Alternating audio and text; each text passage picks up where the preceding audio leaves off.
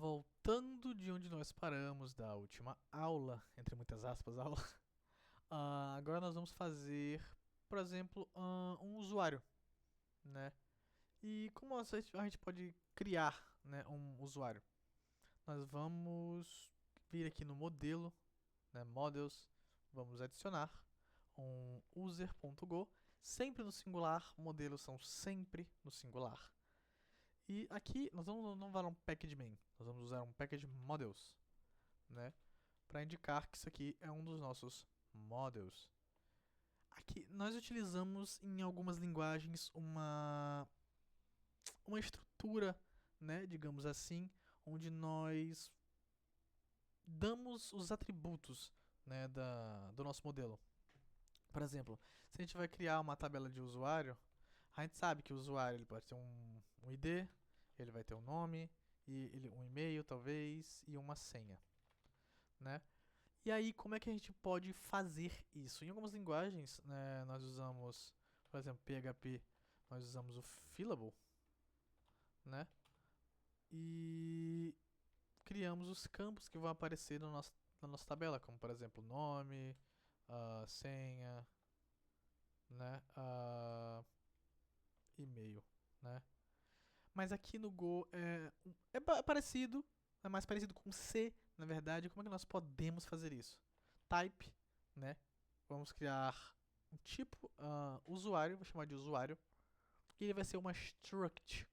Ele é muito parecido com como nós fazemos os models em outras linguagens, com algumas diferenças, né? Nós não temos herança aqui, nós não temos encapsulamento e tudo mais.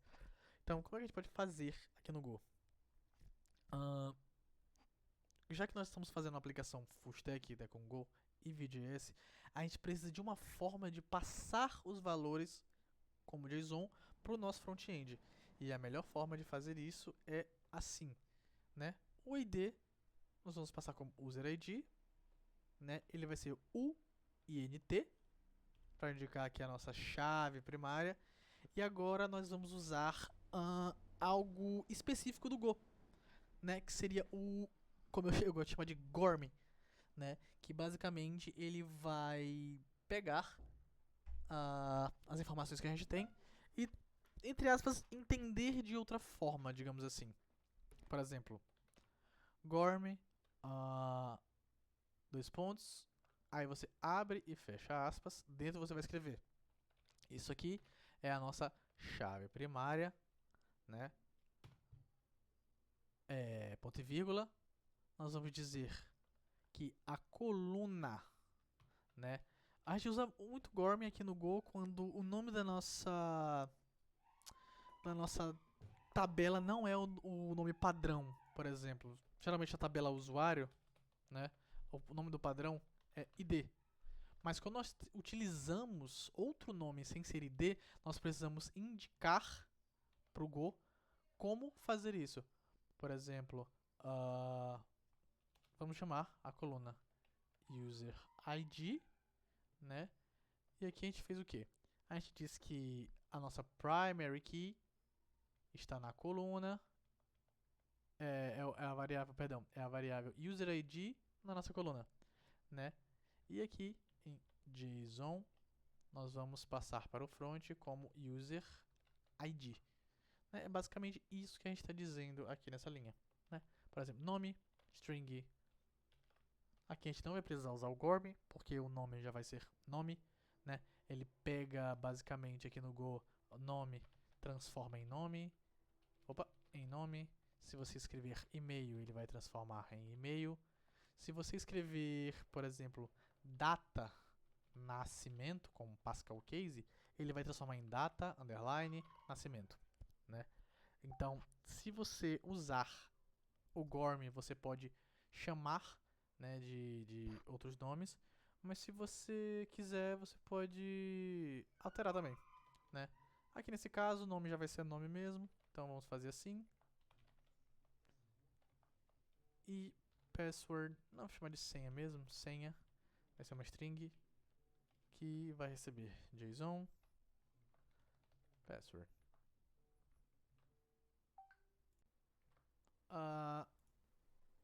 tive que dar uma pausa aqui pra acontecer algumas coisas, mas voltando à aula, né? Nós vamos fazer o quê? Agora, nós precisamos dizer para o Go qual é o nome da nossa tabela, né? E a gente faz isso da seguinte forma: usuário, que é exatamente o que está aqui na type, nosso struct, a table name dele, string, vai retornar. Aí você coloca o nome da sua tabela no banco, né? Nesse caso, vou chamar de tabela usuários, né? Então, basicamente, nós temos o nosso primeiro model pronto, que seria o nosso model usuários, né? Que vai ficar responsável pela autenticação do nosso usuário, né? Agora nós vamos precisar criar um handler ou um controller do nosso user, né? E como a gente vai fazer isso? Nós precisamos criar, né? Seguindo a mesma ideia aqui, por exemplo, handlers. Mas aqui a gente vai precisar importar algumas coisas, né? Vou deixar isso aqui para depois, porque agora o nosso foco agora é criar as funções. A função que a gente vai criar vai ser criar usuário. E vocês lembram que a gente precisa de uma resposta e de um request? Pois é, qual o import que a gente adiciona que é responsável pelo nosso request? É o net/http, né? Se você quiser fazer um request ou response, ele tem que estar lá. Então, basicamente, o mesmo comando que nós já utilizamos, né, anteriormente.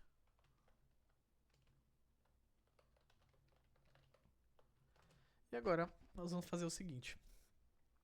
Aquela mesma coisa que a gente adicionou antes, né, do header.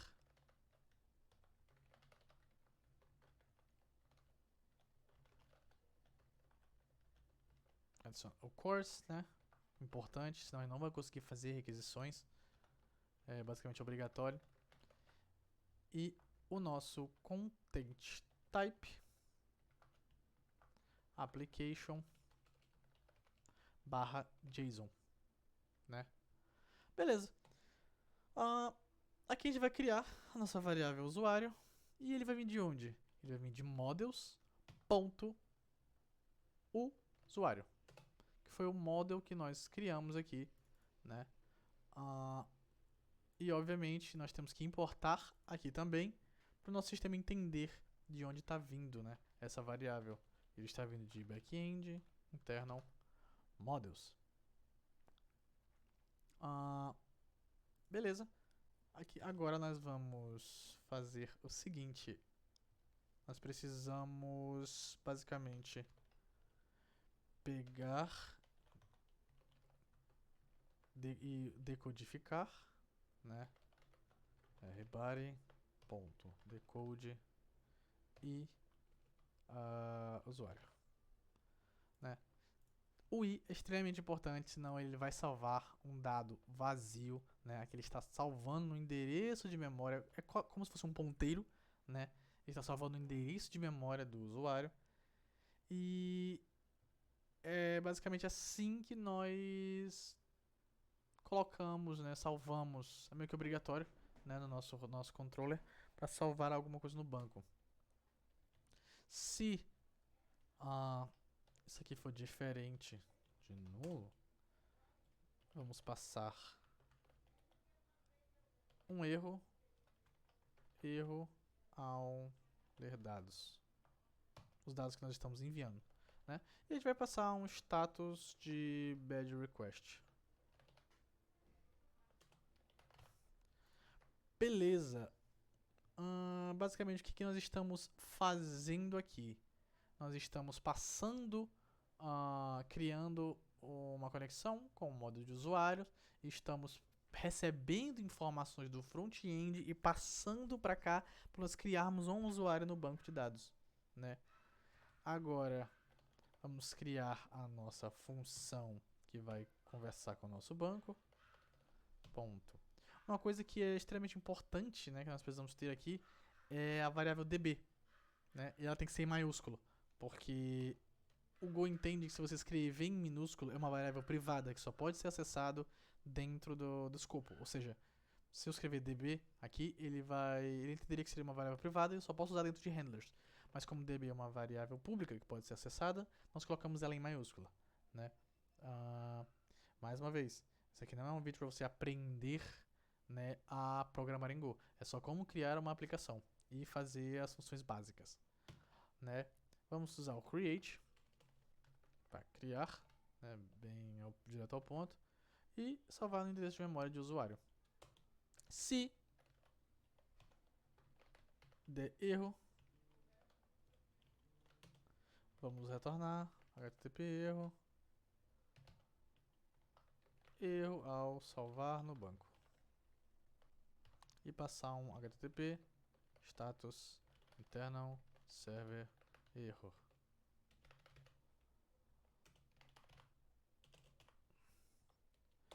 No final, JSON.newEncoder para passar para JSON.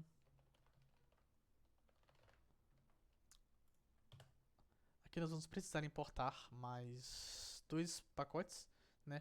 Seria o encoding /JSON e o nosso database. Beleza, nós criamos uma função de criar usuário, né? E agora nós vamos criar a nossa função de banco de dados, onde vamos fazer a conexão com o nosso banco. A gente pode chamar de database.go, né? Package database, fazer os nossos imports básicos, que vão ser dessa vez os models, que nós vamos utilizar o que está nos nossos models para a gente criar as informações no banco. O nosso FMT, creio que seja só isso por enquanto, né? Vamos criar... sim. Quase esqueci. A gente precisa, é obrigatório nós criarmos essa variável aqui. Por quê? Porque nós precisamos criar uma conexão com o nosso banco de dados e nós precisamos, é obrigatório, nós fazermos a conexão, né? Nós precisamos instalar aqui o nosso... Eu estou usando MySQL, você pode usar MySQL, SQLite e tudo mais, mas dentro da nossa pasta backend, deixa eu parar aqui de rodar, nós precisamos criar, né, rodar o comando go get -u, que é exatamente o que a gente está usando aqui. A gente retornou. Opa! Beleza. Esse é o que eu queria mostrar, né? GoGet is no longer supported outside a module, né? O que isso quer dizer? O Go precisa saber que essa pasta backend é um projeto oficial, um módulo, basicamente, antes de poder baixar bibliotecas externas. É como um exemplo seria colocar mobília numa casa que não tem a planta registrada, né? Um exemplo simples. Como que a gente pode fazer, né, para rodar agora?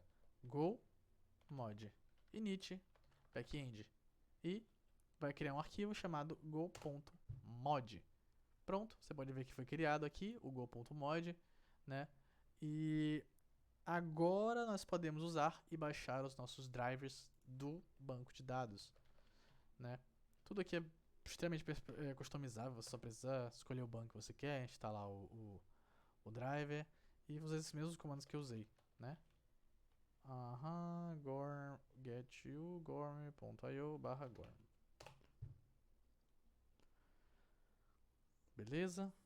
Ele vai baixar as dependências que a gente precisa. Beleza, baixou. Vocês podem ver que criou o arquivo go.sum. E agora aqui a gente vai baixar o driver MySQL.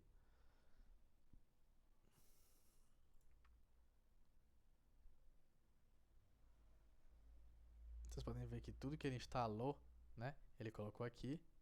E no go.sum ele colocou basicamente as informações dos pacotes que a gente baixou, né? E aqui o nosso required. Basicamente a gente tem tudo que a gente precisa agora para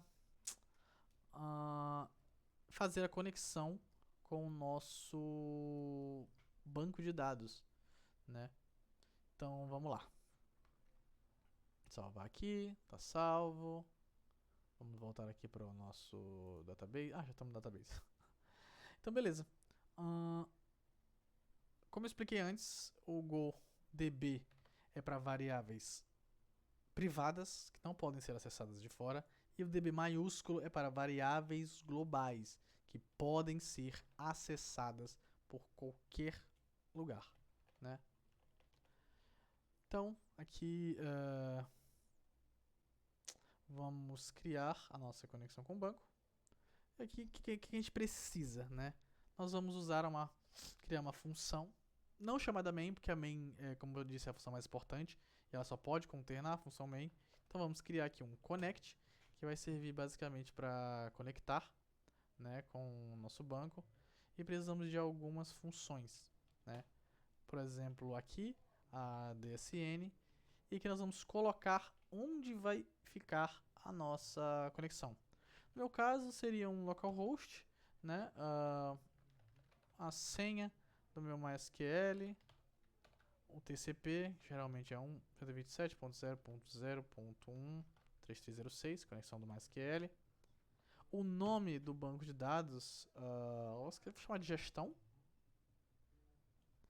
Esse aqui meio que opcional, mas char7 a gente está usando UTF-8, né?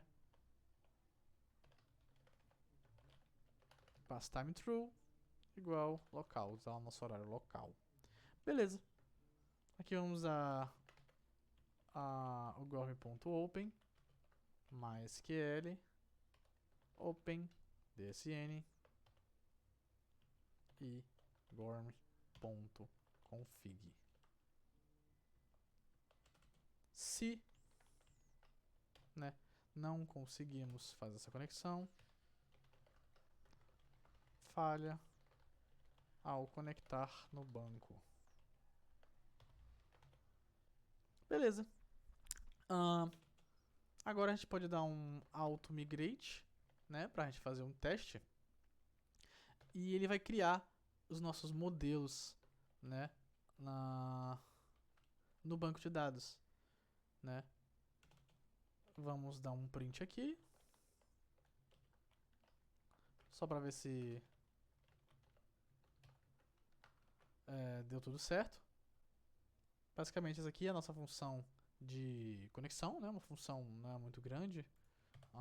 Vou criar aqui o nosso já adicionei o FMT e o log. Pronto. Basicamente está funcional, né, nosso database. Agora a gente vai ver se funcionou, né? Vamos testar agora. Aqui. Vamos dar uma olhada se funcionou.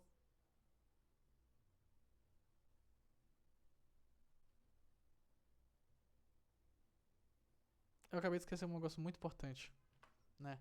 Eu esqueci de adicionar aqui o nosso database. Aqui, né? Que é assim que a gente chama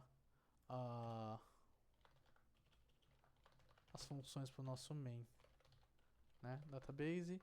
Beleza, chamei aqui o backend interno database. Aqui, database.connect, né? Conectamos na nosso backend. Agora vamos rodar. Ver se deu tudo certo. Erro de sintaxe. Esquecemos acho que esqueci em algum lugar aqui uma chave. Vejamos.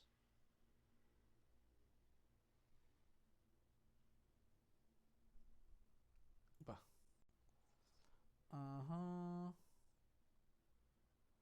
Ok. Aberto, fechado. Tá.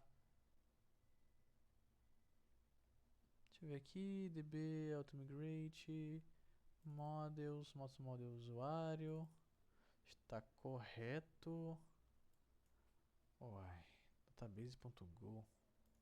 Por que eu esqueci uma aspas? Não tô conseguindo enxergar essa aspas. Function connect, abriu, fechou. Tá aqui, enter. Barra gestão. SHA-7, UTF-8, MB4, pass time true. Tá. E lock igual a local. Talvez seja isso?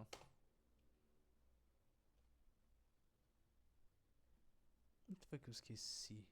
dp gorm open mysql ponto open dsn vírgula e gorm.config. Ok.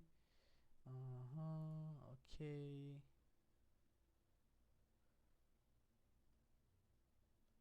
Models. Usuário, abre e fecha.